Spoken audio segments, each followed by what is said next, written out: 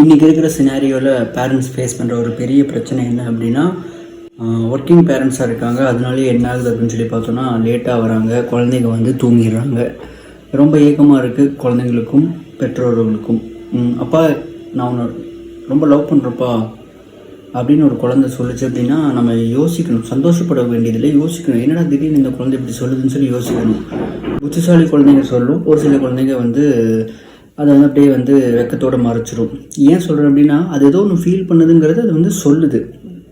எல்லோரும் சொல்கிறதில்ல, எல்லா குழந்தைங்களும் சொல்கிறதில்ல. சரி, என்ன பண்ணலாம், என்ன தான் சொல்ல வர சிராஜ் அப்படின்னா, சரி மேக் இட் சிம்பிள்.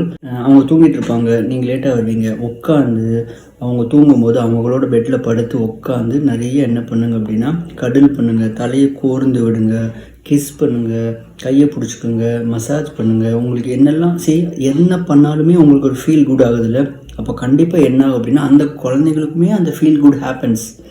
பிகாஸ் தூக்கத்தில் இருக்கும்போது என்ன ஆகும் அப்படின்னா, அது வந்து ஒரு ஆழ்ந்த தூக்கத்துக்கு அந்த குழந்தை போகாது, ப்ரிடாமினன்ட் ஸ்லீப்புக்கு அது போயிருக்காது. அதாவது கனவுகள்லாம் வராது. பிகாஸ் 2-3-4 ஹவர்ஸ் வரைக்குமே பார்த்தோம் அப்படின்னா அது வந்து கொஞ்சம் தள்ளி தான் போகும்.